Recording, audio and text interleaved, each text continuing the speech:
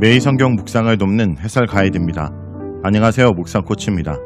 함께 읽고 나눌 말씀은 로마서 9장 19절에서 29절까지 말씀입니다.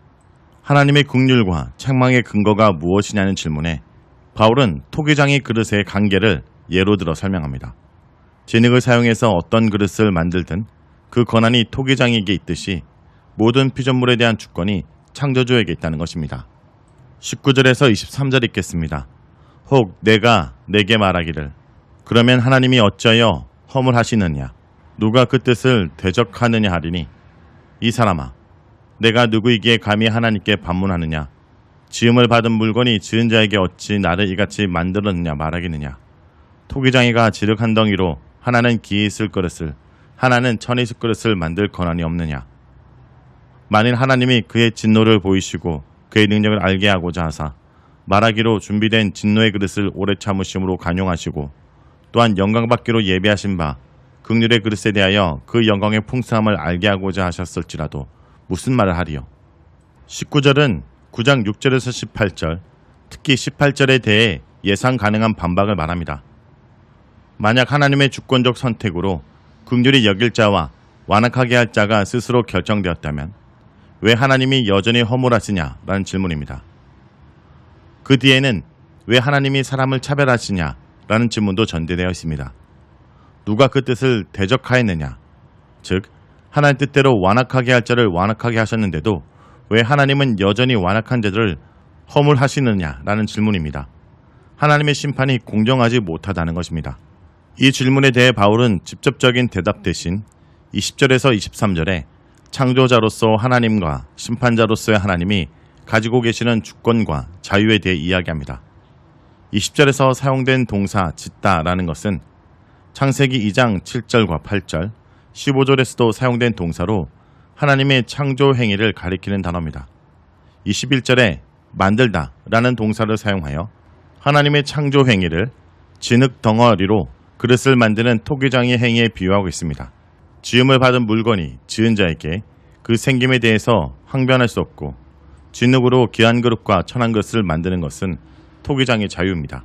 바울이 여기서 말하는 천한 그릇은 누구를 가리키는 걸까요? 우선 그것은 구속사 속에서 언약의 범위 밖에 있던 이방인들을 지칭하는 것일 수 있습니다. 그러나 9장에서 11장 전체의 문맥을 고려할 때 하나님의 섭리를 통해 현재 새 언약의 백성 범위에서 제외되어 있는 유대인들을 가리킬 가능성 또한 없지 않습니다. 그들이 어떠한 구속사적인 특권을 누려왔다 하더라도 지금 그들은 하나님의 신비로운 계획 속에서 천한 그릇이 되었습니다. 이것은 마치 이스라엘 백성을 애굽에서 구원하기 위해 바로의 마음을 강팍케 하신 것과 흡사합니다. 물론 예수님의 죽음과 부활을 통해 주신 하나님의 복음을 거부한 것은 유대인들 자신입니다. 그러나 만약 창조주 하나님이 그의 신비로운 구원 계획을 성취하기 위해 그들을 그러한 천한 그릇으로 개혁하셨다 한들 누가 이에 대해서 반문할 수 있겠습니까? 하나님께서 어떤 민족에게 천한 그릇의 역할을 맡기든지 하나님의 주권과 자유를 인정할 수밖에 없습니다. 그럼에도 그 하나님의 주권과 자유를 우리가 신뢰할 수 있는 것은 하나님의 가장 근본적 성품이 긍휼히 여기심에 있기 때문입니다. 22절에서 23절은 최후 심판의 문맥에서 하나님의 주권적 계획을 다시 설명합니다. 진노의 심판의 날에 하나님은 당신의 능력을 드러내십니다. 그러나 하나님은 인간의 불순종에 진노로 심판하려 하셨다가도 멸하기로 준비된 그 진노의 그릇에 오래 참으심으로 간용하신 분으로 묘사됩니다. 또한 그분의 자유로운 주권에 따라 영광을 위해 예비된 그릇에게는 영광의 풍성함을 알게 하십니다.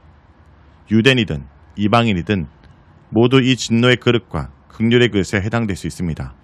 결국 22절에서 23절은 진노의 그릇과 긍휼의 그릇 모두를 선대하려는 것이 하나님의 마음임을 설명하고 있습니다. 바울은 이미 로마서 3장 21절에서 26절, 5장 1절에서 11절, 8장 31절에서 39절에 하나님과 원수된 죄인들에게 아들을 내어주심으로 그들과의 화해를 이루신 하나님의 사랑에 대해 선포하였습니다. 24절에서 29절 읽겠습니다. 이 그릇은 우리니 곧 유대인 중에서뿐 아니라 이방인 중에서라도 부르신 자니라. 호세아의 글에도 이르기를 내가 내 백성이 아닌 자를 내 백성이라 사랑하지 아니한 자를 사랑하는 자라 부르리라. 너희는 내 백성이 아니라 한 그곳에서 그들이 살아계신 하나님의 아들이라 일컬음을 받으리라 함과 같으니라. 또 이사야가 이스라엘에 관하여 외치되 이스라엘 자손들의 수가 비록 바다의 모래 같을지라도 남은 자만 구원을 받으리니 주께서 땅 위에서 그 말씀을 이루고 속히 시행하시리라 하셨느니라. 또한 이사야가 미리 말한 바 만일 만군의 주께서 우리에게 씨를 남겨두지 아니하셨더라면 우리가 소돔같이 되고 고모라와 같았으리로다 함과 같으니라. 바울은 24절에서 이미 하나님의 간용의 대상이 되어 긍휼함을 받는 이들에 대해 언급합니다. 그들은 바로 바울과 로마 교회 성도들입니다. 9장 6절에서 13절에 의하면 모든 유대인들이 다 아브라함의 자손인 것은 아닙니다. 오직 하나님의 주권적 결정에 의해 긍휼함을 받은 유대인들이 아브라함의 자손입니다. 로마 교회 유대파 그리스도인들이 이들에 해당합니다. 1장 18절에서 32절에 의하면 이방인들은 그들의 죄악으로 말미암아 하나님의 진노와 심판의 대상이었습니다. 그러나 로마 교회 이방인들은 하나님의 긍휼함을 받은 이들입니다. 25절에서 29절에서 바울은 구약의 호세아와 이사야 선지자의 글들을 인용합니다. 호세아 2장 23절의 인용을 통해 바울은 백성이 될 수 없는 자들을 백성으로 삼으시는 하나님의 사랑과 긍휼을 표현합니다. 호세아가 말한 백성이 누구였든지 간에 바울이 여기서 말하는 백성은 예수 그리스도를 통해서 부름받는 새 언약 백성들을 일컫는 것으로 보는 것이 적절합니다. 27절에서 29절이 유대파 그리스도인들을 염두에 두었다는 점을 고려할 때 25절에서 26절은 이방인 그리스도인들을 지칭한 것으로 보입니다. 사랑받지 못한 자를 사랑받는 자로 부른다는 표현은 사랑받을 자격이 없는 자들을 사랑하신 하나님의 사랑을 선포한 로마서 3장 21절에서 26절, 5장 1절에서 11절, 8장 31절에서 39절을 다시 떠올리게 합니다. 호세아 2장 23절에 이어 호세아 1장 10절에 인용해서 눈길을 끄는 것은 하나님의 아들들이라는 표현입니다. 바울은 이미 로마서 8장 14절에서 17절에 하나님의 아들들, 하나님의 자녀들이라는 표현을 사용하면서 그들이 상속자로서 물려받을 영광에 대해서 선포했습니다. 개역개정에서 하나님의 아들로 단수로 번역했지만 원문은 복수의 의미가 있습니다. 8장 29절에 등장하는 맏아들 예수 안에서 그와 함께 상속자리 된 많은 아들들의 존재를 의식하고 있기 때문입니다. 즉 바울이 호세아 1장 10절을 통해 의도한 것은 호세아 말씀의 궁극적 성취에 해당하는 것으로 맏아들, 그리스도 안에서 영광의 유업을 상속할 하나님의 아들들에 관한 것이라고 이해하는 것이 옳습니다. 27절에서 29절에 바울은 유대인 가운데 긍휼의 그릇으로 부름받은 이들에 대해서 말합니다. 바울은 이사야 10장 22절을 인용하여 남은 자라는 단어를 도입합니다. 이미 앞달락인 9장 6절에서 13절에서 모든 이스라엘이 아니라 하나님이 선택한 자들만 약속과 긍휼을 받는다는 점을 창세기 이야기를 통해서 설명한 바울은 이제 이사야, 예레미야, 아모스, 미가를 비롯한 예언서의 전반에 걸쳐 등장하는 남은 자 사상을 불러와 하나님 백성의 범위를 더 좁힙니다. 이스라엘 자손의 수가 바다의 모래처럼 많아도 오직 남은 자만 구원을 받습니다. 28절에서 곧 이어 인용된 이사야 10장 23절의 의미도 로마서 문맥 안에서 예스럽지 않습니다.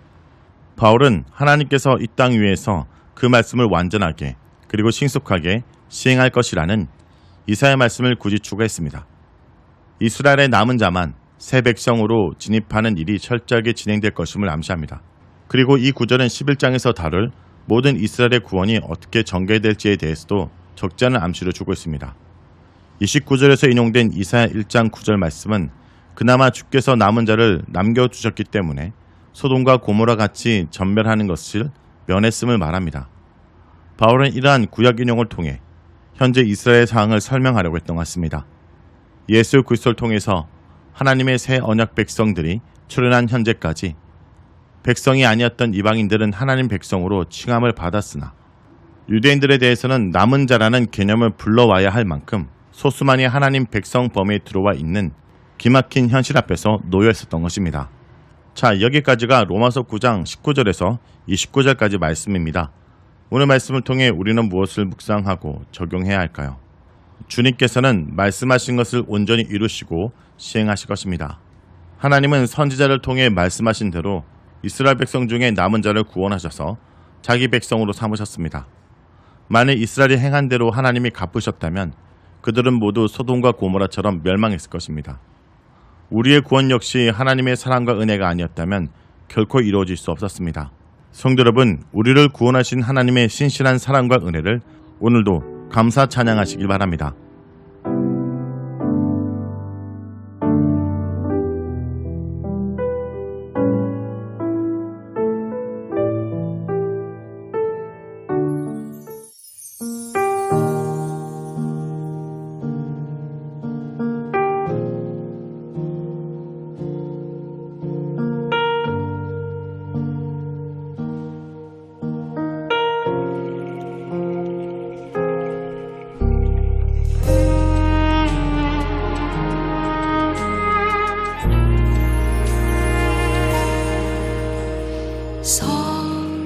성서의 말씀들이 예수님의 바람들이 우리 삶에 뿌리 내리면 모두가 꽃이라 하네, 꽃이라 하네, 꽃이라